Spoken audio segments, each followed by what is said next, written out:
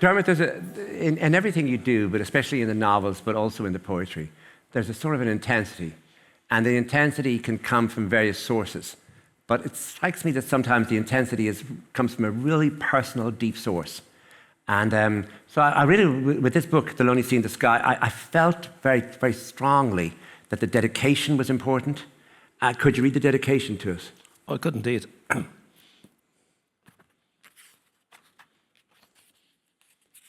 Well, I could as soon as I find it. I definitely will. You know. In memory of my father, Roger Bolger, 1918-2011, of Green Street, Wexford Town, who voyaged to Lisbon on the MV Edenvale, the sister ship of the MV Kerlogue, and remembering his neighbour who took him to sea, Michael Tierney of Green Street, Wexford Town, who lost his life on the MV Cymric in the Bay of Biscay, February 1944. There's one way of looking at this book, which is that it was written in the aftermath of your father's death, an attempt on your part to imagine him at a crucial moment of his life, but also an attempt for you, in the sense of imagining the boy on the boat, trying to imagine his father who has been lost. So there are many. So in those few years after your father's death, as your imagination, was fired up by various things. One of them was the idea of loss, and the other was the idea of this great adventure which your father had gone during the Second World War. So I, in one way, I see this as a really personal novel for you. It's a very personal novel, and it's also then a novel about the politics of neutrality as well, which were very sort of interesting. But to go to the personal element, I suppose my father was an ordinary sailor and moved to Finglas with my uncle Owen, whose son is here tonight, and other people from Wexford and from Monaghan. And he never saw himself. He sailed to Lisbon. He never saw himself doing anything heroic. But anyway, I wrote loads of novels, and I gave him presents to my father. And God knows what my father made of The Journey Home or The Woman's Daughter or these really strange books. But my father enjoyed a whiskey of an evening, and he enjoyed retiring to his cabin with a good book. And so in some ways I felt, having actually plagued him with all these complicated novels in his life, that after in his death I might write a book that he might actually have enjoyed reading. And a book about those men who went to sea. And there were 800 Irish sailors who went to sea, Irish merchant seamen who went to sea, of which 149 of them never came back. They were bombed with equal neutrality by the Germans and the British. And my father never spoke about the war and never spoke about being bombed. And he was bombed on 3 occasions on those incredibly dangerous voyages to Lisbon. So in some ways, it begins with something personal in telling his story, and then you begin to, as you begin to delve into, like everything else, you suddenly feel as interested, like Churchill was trying to starve Ireland into the war. So I always presumed that my father's ship just sailed from Dublin to Lisbon, but no, you had to get a Navy cert. Only Ireland and India had to get these Navy certs from the British authorities, and they had to go to Wales first and pick up a cargo of coal on behalf of the English government to bring that to Lisbon to actually sort of to sell for them. And then you picked up a cargo, which hopefully was the cargo you were meant to collect, because that cargo came from America. But if you were late arriving, you had to pick up a cargo of convenience. And these were the only way for Ireland to get national supplies during the war. And Churchill was making it difficult. On the way back, you had to stop at a British port to have your cargo inspected before you were allowed to sail to Ireland.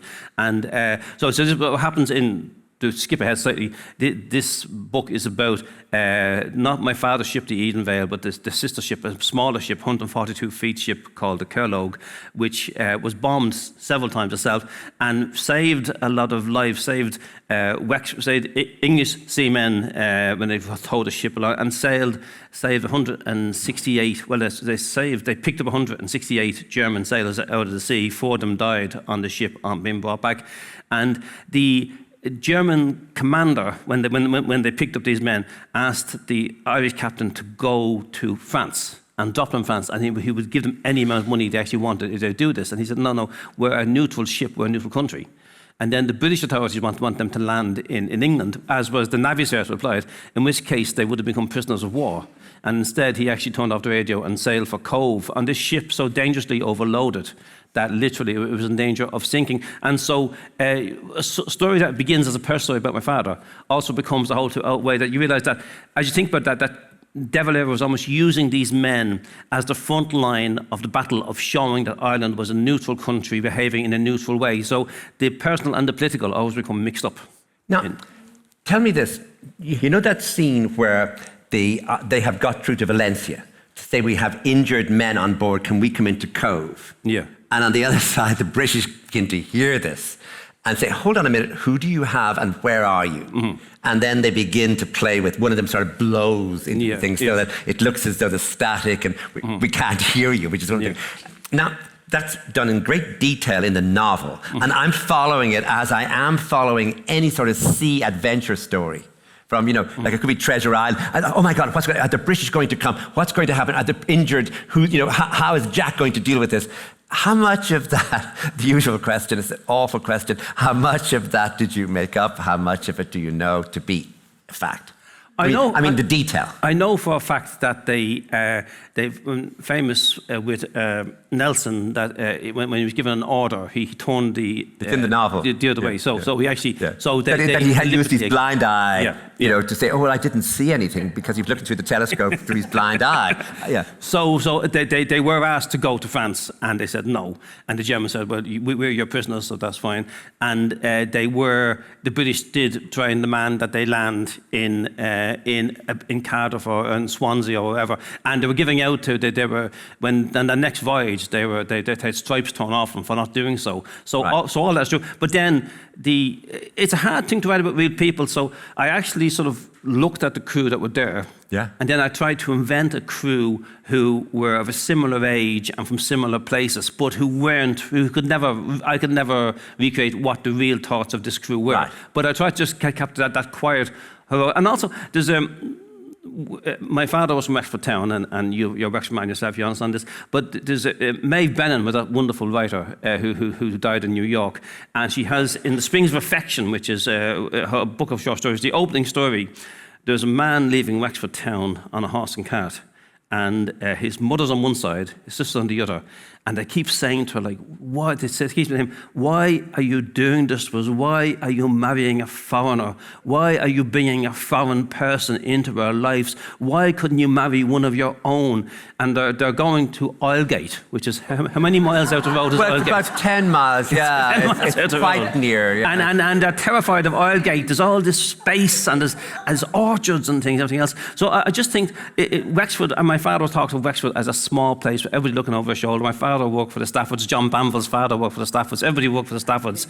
But to go from that then to the darkness of blacked out England, and then to go to Lisbon where everything was lit up and everything was available, and there were no censorship, and there was the German spies were there, and just I tried to imagine what it must have been like for my father as a young Wexford boy. Suddenly, going up, if you sail into Lisbon, is an extraordinary sight, even just to walk the docks of Lisbon. But for these young Wexford fellas to go to Lisbon, and actually just how wondrous the whole thing would have been. So it's a book about danger and wonder, because it was also, if your ship was sunk, if your ship was hit by a torpedo, the shipping company were like really, really anxious to establish the exact moment of impact, because that's when they stopped paying the wages.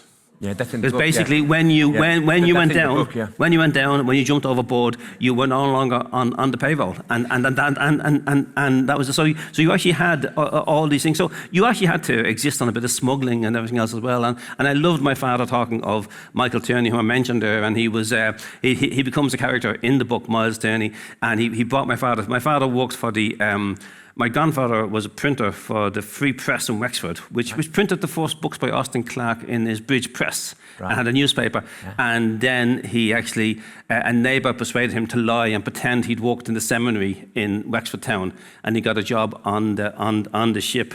And he actually, and Michael Tierney was a character, and he was the first voyage they were on. He drank all his wages and came home in Glasgow, and came home and told the wife that he'd fallen on one of the on the ladders, and the Staffords hadn't paid his wages because his arm was in a sling, and he had the arm in the sling, and the wife made a great fuss of him as a poor man, that those bastards, the Staffords wouldn't pay and everything else. And he had a great time, and then he came in the next morning with the other arm in the sling because he forgot which arm was meant to be broken, and it was like all these sort of and yet in the book he's very nurturing. And then there's just that tragedy that literally a few months later he actually lost his life. And if you go along the quays in Wexford, the quays in Dublin, sorry, there's a list, there's a monument to all the Irish sailors who died in those tiny ships. And the most tragic event is mentioned in the book. It wasn't actually the Kildare, was another ship that was so overloaded, because these ships were just meant, in the Civil War, bridges got blown up, everything else. So these were coasters. They were meant to just simply go from from Drogheda to Cardiff or down to everything else. Yeah. And they were out in Biscay, and there's a German submarine captain. And he comes across this ship, and he can't figure out what it is because it's so low in the water. He can't actually see what it is, what nationality it is. And finally, after half an hour of searching, he just says, "At the hell, I just have to sink it." And when he gives the order for torpedo, it just lifts slightly, and he sees the tricolour. But it's too late, and all those lives were lost. And so it was just this world that I wanted to explore that was never been explored. And I wanted to give the sailors a chance to talk. And they're in a bar in Lisbon, and they're talking and drinking, slagging each other. And it's just they took on lives, and I got to like this crew. Ah, yeah. The reader does too, I think. Yeah. I'm back with my original question, which is that, Jack, I mean, your motive, where are you as you start the book, where Jack really misses his father. So the whole idea of him being on board is to hear story. First of all, is to look after his mother. But there's another reason for him to be there, which is to find these older men, many of whom have had some association with his father, and some are very difficult. So he's all the time hearing things. He's all the time paying attention. And there are moments when his motive at one moment when he decides to dive in to the ocean, is that something about his father has occurred to him. Now, this is a difficult question. I will ask it one more time, but you can evade it if you want. Which is surely I wasn't evading. I was. No, you were. I saw you doing it. This period after your father's death, that you're actually writing a novel. I think it's very difficult for a novelist to work like that in a period like that, without in some way another story or undercurrent coming back in about a boy just thinking about his father, and sea being a good place to do that, and sort of missing him and trying to work out what it was. I just wonder if you were I just presume this is true, but I wonder to what extent you were working consciously as a way of trying to rediscover aspects of your father at that time. I think you try to imagine your parents in ways you cannot understand them. And my father was the only. Everybody has a tattoo now, apart from us, unless you have one since I saw you last. But my father had a tattoo. It was a sailor's thing, and they were walking out of a pub, himself and a guy called Stephen Codd in Glasgow, and they saw a 10-shilling note on the ground, and they put their foot in it, and they both got tattoos, and it was, the world of that 20-year-old boy. Hold on, they found 10 shillings on the ground. They got the 10 shillings. And they went to a tattoo parlour, and they both got tattoos of Mother McCree on their thing, and which was beautiful when they were 21. But then it was so faded at the end of his life. So you're trying to imagine who this boy is, and sailors dressed in very sharp suits. They walked a certain way. They drank a certain way. I think my father's life as a sailor initially would have been quite exciting, because you sailed up the quays in Dublin, and you drank. And my father only went up on that ship, and my father only met my mother because 3 sailors on the Edenvale were drinking in the Liffey bar, and one of them was very slow finishing his pint, and they missed the last bus back. The ship was being repaired after being bombed. They missed the last bus back to the Alexander Basin. and they're running after the bus, coursing the guy who was slow finishing the point. And there was a Wexford Sea captain lying leaning against the wall of the quays, and he said, "Lads, I'm on the Glen Cree, and the Dublin crew have all walked off because it was bombed. Do you want to switch ships?" And they wound up on this other ship, and there was this whole little world that you're trying to imagine your parents inhabiting. So in some ways, it was a chance to try and imagine that. Just to explain, in the book, the young boy Jack goes to sea because his father has been killed. I think the thing that inspired that was that I remember talking to Barry Barnes, who was the actor, who's Ben Barnes' brother, and they had a relation on one of those ships that went down in Wexford, and the man's wife used to walk down and stand at the sea every night for the next 6 months, just waiting for that ship to come across the horizon. Yeah. And that sense of grief of losing a father so young. Now, my father was quite old when I lost a mother very young. My father was too old when he died, in fact. But he had dementia the last 2 years of his life, and he was. It's funny he had dementia, but in the nursing home, I would go in to see him.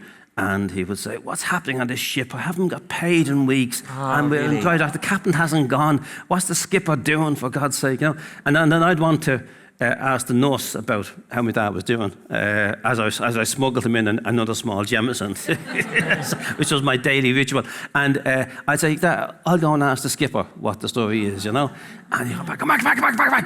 Don't call him skipper. Call him captain or sir." Oh, that's in the book. Yes. Yeah.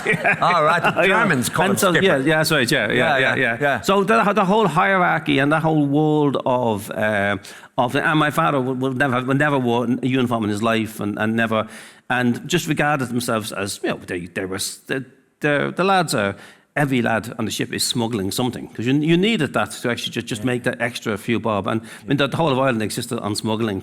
Patrick Kavanagh always claimed that if he had spent the war years in Monaghan hopping across the border with a sack of flour on his back, he would have made more money than he ever made as a poet. Getting butter. And so there's that whole world of trying not to make them too heroic, but trying to make them very, very human. I hope that their humanity would shine through in the book, There's a moment towards the end of the book where they do talk about their lives and wonder, did we miss the world in going to sea all the time, missing our families, missing our friends, and just missing the ordinary idea of land and I suppose country?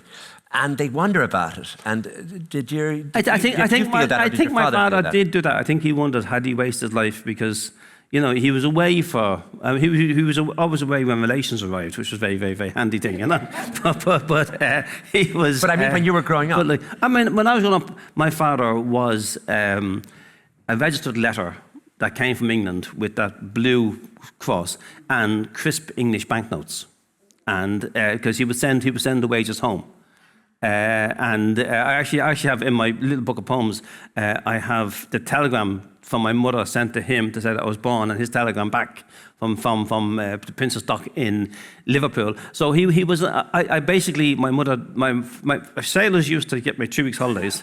Then the B&I thing where you were on for 3 weeks and you had a week off, and suddenly he would have 12 weeks off, and that would have been because my mother and father were so in love and spent almost all their life apart. Maybe this is what added to the romance of their life, because they never saw each other. Yeah. But suddenly he was going to be home for 12 weeks, a year.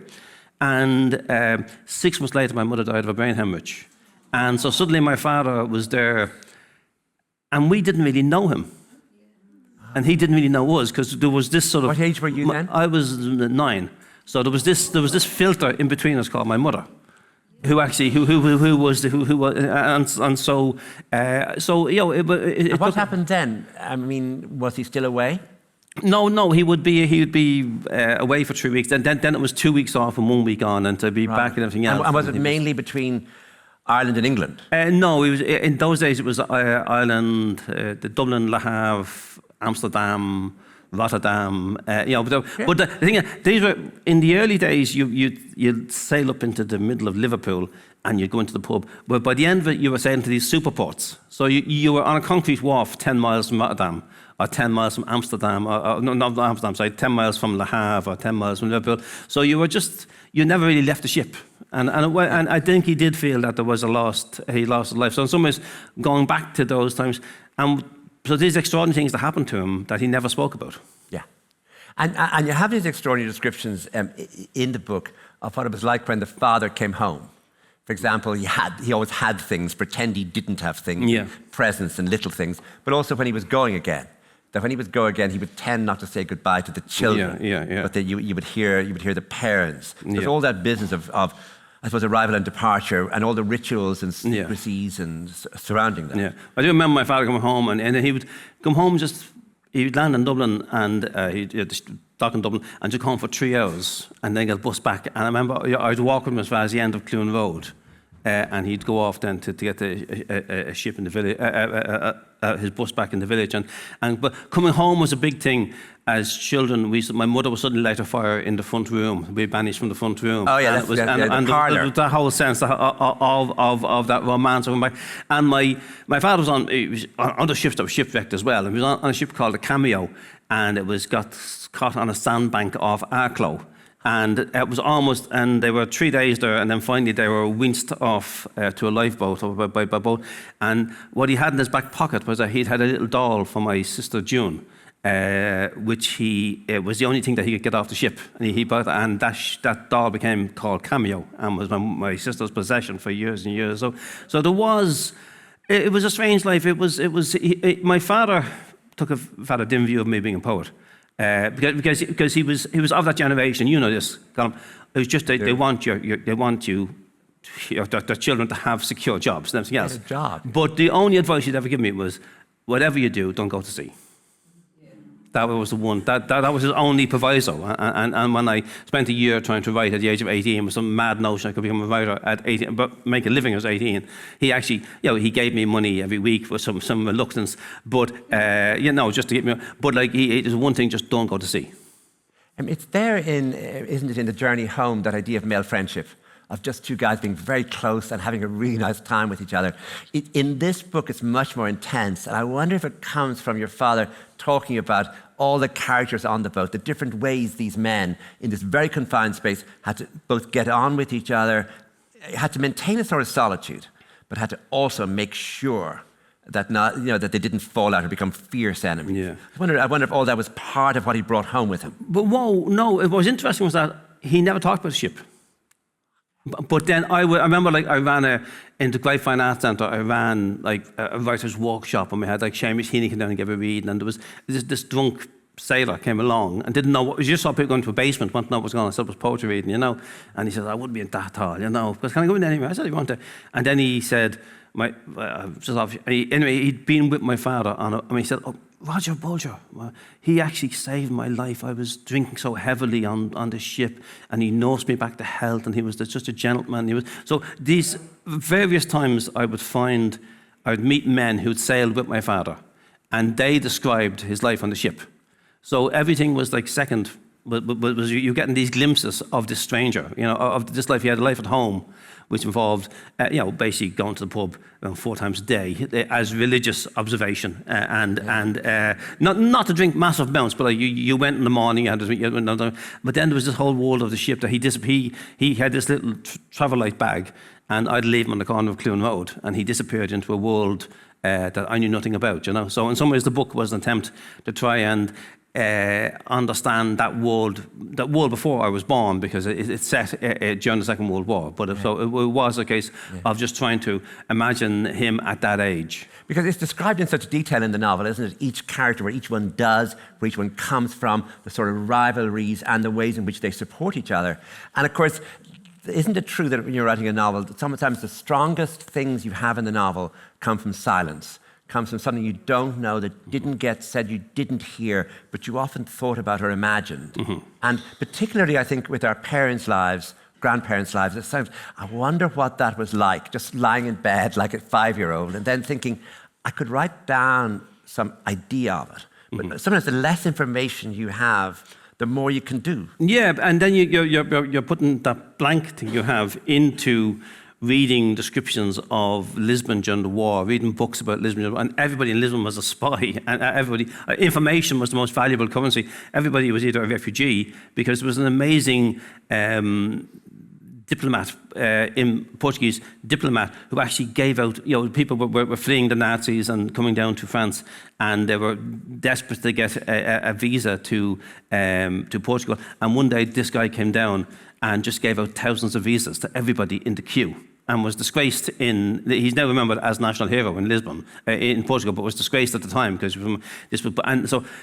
all these refugees came into Lisbon, and then they were stuck there desperately. And there's a description in the book of them. Very often they would go to the post office in Lisbon, and they'd just be waiting, hoping that one of their relations in America might get a phone call through to them, or a parcel might arrive, or just this limbo. And then you had the very, very rich living out the war in the big hotels, and buying stuff at door price, or buying anything valuable off refugees. And you have this city of intrigue, and then you have these very simple men from Wexford and from Arklow just drinking in it and actually trying to and just making sense of their world, Could you read us a list of names at the end of the book, which is not the dedication, it's just a list of the real men who were actually on the boat, who are not named in the novel, but that, you just to say, this novel is fiction, but nonetheless, this boat did sail, and these men who are not named in the novel need to be named here. Yeah, and it's nice that there's now a plaque on the quays in Wexford to commemorate this, because people like in Sweden make a great fuss of these sailors in Ireland. In Ireland, it was because the war was such an ambiguous subject. There was never a sense that there was, but these were the small ships. These were the real-life crew were Captain Thomas Donoghue from Dungarvan, County Waterford, Chief Officer Dennis Vance from County Dublin. The second officer was Patrick Whelan from Wexford. The Chief Engineer was Eric Giggs from London. The second engineer was Joseph Donoghue from County Wexford. The third engineer was Gary Roach from County Wexford. Then the boatswain was John Chum Roach. There was a lot of Roaches when sea went from Wexford. The helmsman was Thomas Grinnell. The able seaman was Tom O'Neill. And the other able seaman was Jack Forlong. There were Forlongs in my family as well. They're very Wexford names. They're very Wexford names. So just it's going to ask you then, so you have this list of names, you have this ship, you have this thing that was not spoken about at home, which is something not spoken about at home always helps if you're writing a novel. Mm-hmm. But then you actually do have the real thing. So I'm just wondering, how do you then start to, in other words, what's the archive for this? You just read everything, and then I had this. No, but I mean, in other words, when you say read everything, do you mean that there's an actual? Is there a diary? Is there a? No. There's almost nothing. There's a few. There's a Frank Ford, who was a captain my father sailed with, wrote a history of those Irish ships called The Long Watch, which is still the only book. I rearranged for it to be published around 20 years ago, but it's out of print now. Funny, he wound up in a nursing home as well. But he was really my father was really unhappy in the nursing home because he was just an able-bodied seaman, whereas Frank Ford was really happy because he was still a captain in the nursing home. But apart from this, there was and then when you read all the other books about the Second World War, and there's just just 3 pages based on the Irish ships, they all just come from The Long Watch. Do you know what I mean? So you're just finding bits of diaries, you're picking up bits and pieces, you're going through archives, and then I had a map of Lisbon. Just say this list of names. Sorry to interrupt you, but this list of names that you've just read comes from? I was able to find those. I was able to find a lot of their reports, of their handwriting, of describing, because a couple of months before the Kerlog made this rescue, the Kerlog was attacked by 2 RAF planes. I think they might have been Polish pilots, I don't know exactly. And the original captain was actually left crippled for life, and and the ship was almost wrecked. So and then you'd have these official reports and everything else. So I decided that my father deserved a medal. My father didn't think he deserved a medal, but I actually did a lot of research. So I found a load of stuff before he died about his wartime voyages. That I was able to apply for a medal. It was actually that CD from Wexford, Roach, whose father had been on the Kerlog. Who's that? He was a junior minister. It was Dick Roach. Dick Roach. Ah, yeah. Dick Roach. Yeah. He was presenting the medals as actually happened. We're the Wexford contingent. We're watching every moment. It was Dick Roach. So it made it a very personal ceremony because Dick Roach's father had been on the ship and he was given the medal. But my father got really angry when I actually told him that he'd been awarded the medal for valour. Why? He said, because I was smuggling. He said, we weren't, there was nothing wrong with what we were doing. You know, my father, it was just a job of work. Yeah. You know, and so he was, and I remember talking about the Scapa Flow, if I have the name correct, is where like the Germans got in and they sank almost half the British fleet at Anchorage. And I was describing to my father one day. He said, "Yeah, I remember I was there." And I said, "What?" And he said, "Yeah, I was on one of those small Welsh vessels, and they were just bringing supplies out to the big ships. I remember we woke up and there was all these ships were in flames, you know." So there's these things he'd never ever talk about. You know, you'd only mention something in passing, and he said, "Oh yeah, I remember that," you know. Just of all your friends and all the people you know of our generation, are you the only one whose father was directly involved like that in the Second World War, albeit from the, you know, as a sort of in a sort of neutral way? Is there anybody else you can think of, you know, whose father fought with the British or was in some way... Well, Peter Cunningham, the novelist a fine novelist from County Kildare, who lives in County Kildare, his father had been on the D-Day landings. And was quite a difficult man in some ways. He lived in Wexford, in Waterford, and people knew him. And I think he was quite... I've just written this new novel about post-traumatic stress. I think he had a bit of that from that time, you know. Right. So, but I mean, there were... I mean, again, you didn't... If you were involved in the British side, you didn't make it too public. Although, well, that's it. In my little house in Ferguson Road in Drumcondra, my house was occupied by a man who'd been in the Easter Rising. And next door was a man who'd been in the British Navy. And they were the best of friends. Yeah. And the man who lived in my house, because his name was Richard Scavi, would go in next door and they'd play cards at night. And then he would say, if there was strangers in the house, he says, "Oh, it's a bit late for my bus, I better go now, I have a long journey," you know. And he'd just go in next door. But again, so within the reality, there were loads of people who'd been in the British Army, and loads of people who'd been in the IRA, and loads of people who'd been in all those things, and they all mingled. They buried the things. So there was the private and the public. Yeah. The other thing I want to ask you about, I mean, you're talking first about this sort of ghostly presence of these ships in your own life. Your father not talking about it, aware that he must have done what he must have done. Secondly, there's the archive we talked about, the idea that some of this information is available and you can see it written down. But the third thing, of course, is literature, isn't it, where there's such a great tradition of sea books, from Joseph Conrad's novels to Patrick O'Brien, but other novels in between that just told you about someone's stowaway, and ballads. There's a moment where he gets her onto the ship, you know, and she's dressed, and the whole business of changing the clothes is from all those ballads about, you know, Willie Taylor was a seaman, and, you know, all that idea of who gets on ships. But I just wonder how much that literature mattered to you, or when you started reading it, or was it important? Well, I tried not to read 20 novels about being at sea, because you're trying to imitate. But you take the characters come from, like, there's a character in the book who's like a second officer who's quite ill, and he's from Dublin, and initially he's quite unpleasant to Jack, and then he becomes like a father presence to Jack. Yeah. And like he has a chip in his shoulder because he works in Guinnesses. Yeah. And that's actually based on a book of interviews that New Ireland published years ago about social class in Ireland. And one was with Finbar Flood, who was the first managing director of Guinness's, who was a Catholic. And he describes his first day of work in Guinness's. He went in, and there was one of the directors was going to minutes and was turning the page. Yeah. And every time he would finish the page, he'd nod, and you might turn the page. And this went on the entire day.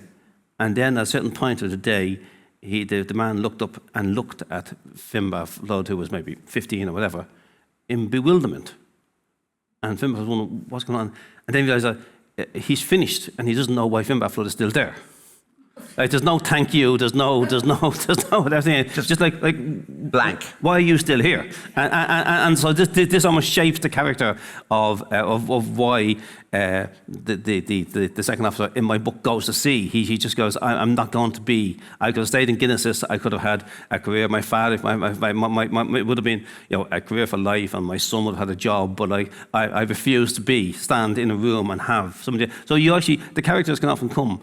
All the characters can come from little tiny things. Some of you worked in a factory, something else, and then they become the genesis of each character is based partly on trying to fit the description that I have, the limited description I have of the actual real crew, and then trying to find somebody and someone I met somewhere in my life who actually has the characteristics of that person, you know. And in some ways, you know, it isn't really a sea book in the sense that they do go to sea, but it isn't pages and pages describing the squalls or the flat sea or the night or the stars. There's very little about stars in the book. There's very little rum, sodomy, and so there's black. very little, you know, but it is a big city book. You know, in other words, once you get into Lisbon and you realize, oh God, it's Christmas. And what's got a Christmas New Year, which is sort of an inspired idea. You're going to get all the ceremonies. You're going to get New Year's Eve, that wonderful description in the book of in your book of what happens at midnight, but also Christmas Day. You're going to get all that in. But the description of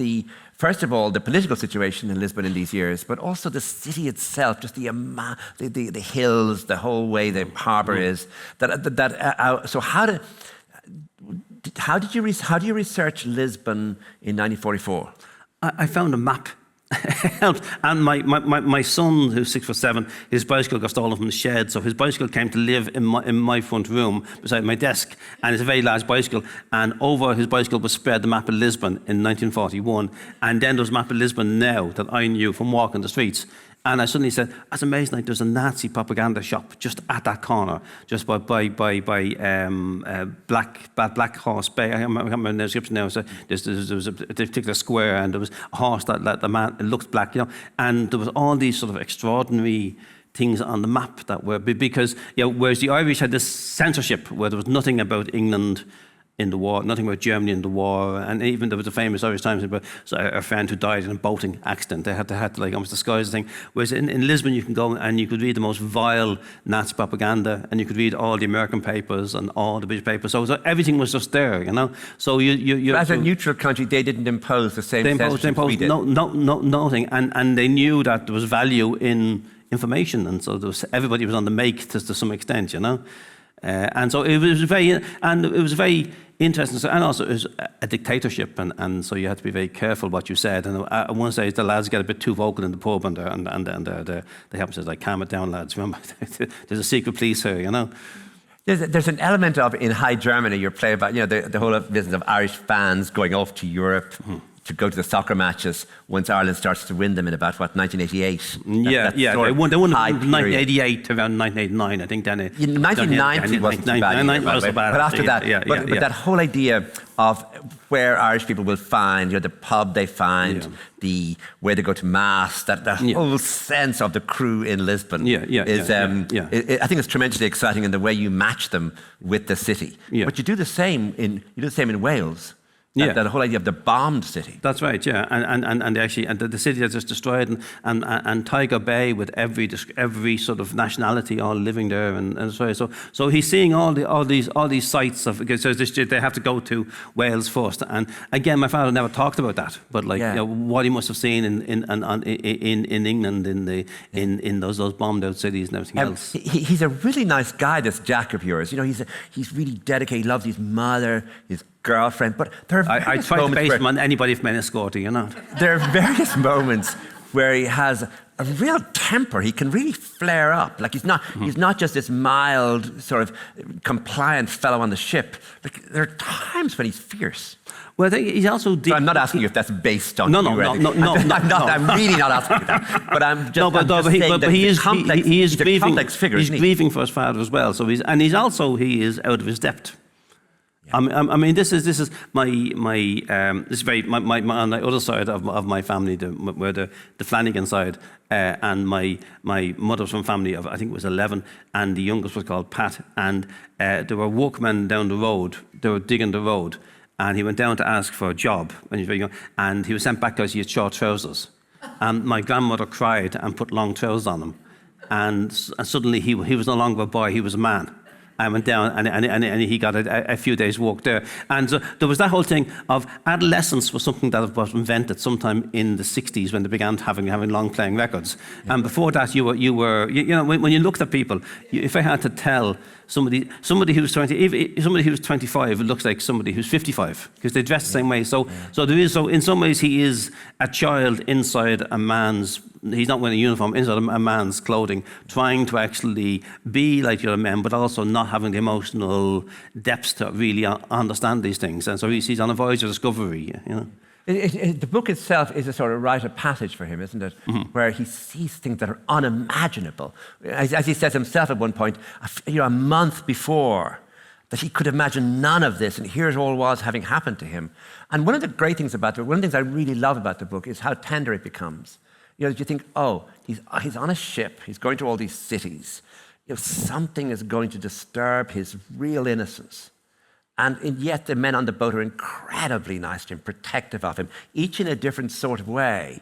But even the captain, even the cook he's meant to be working for, each of them in some way or other makes sure he's okay. And some of this has to do with the legacy of his father, that there's something about what happened to his father or who his father was that makes this son an important element now, somehow in sort of rescuing something terrible that happened. And so the novel itself is working out something that these men need some way or other to get over what has been happening in their lives. And this boy on the ship becomes a way of sort of these symbolizing that. And missing their families as well. So he becomes a surrogate son to all of those on the ship, including those who will never have sons. So there's a very old man who really shouldn't be on board, but he has no other life. You know, and I remember like one of the sailors who sailed with my father coming back, and there was a picture of the three of them in Lisbon, and he came back to Ireland after 50 years, but like he just didn't fit in. Yeah. He lived in Australia, and so if you're at sea, you don't really have. You might have a flat or something, or you might have a family. You might but often if you didn't marry. You were rootless, really. Your life was the sea, and so there's a Miles, Foley, I've forgotten this. I haven't read the book for a while. You know, there's a very old man who is actually just simply, the captain just keeps him on because he knows he's half blind, but even though he's blind, he knows the way around the ship. He can. And he knows, and he's incredible wisdom. He just sensed everything. And again, but you just know that he's even though he shouldn't be at sea, he doesn't belong anywhere else. And that was the thing with those. I mean, I've another novel, you know, from set in Grangegarman, and in Grangegarman, Grangegarman Mental Hospital. Mental Hospital, yeah. And in Grangegarman, at the end of the 19th century, in the early 20th century, very often you walked. You only allowed out for one afternoon, and so you lost touch with your family. So very often, a certain point would come in old age where you just couldn't walk anymore. And there was a ritual where you actually you stepped outside the door and you waited a minute, and then you knocked the door and you were readmitted as a patient. Because there was nowhere else for you to go. So suddenly you went from being one to another. And so, you know, so a lot of these men, their lives were at sea. And there was, my father would have suffered grief as when his wife died very suddenly, and he described another man who lost his wife and walking up the gangplank in Dublin, and he slipped. But sailors don't slip on gangplanks.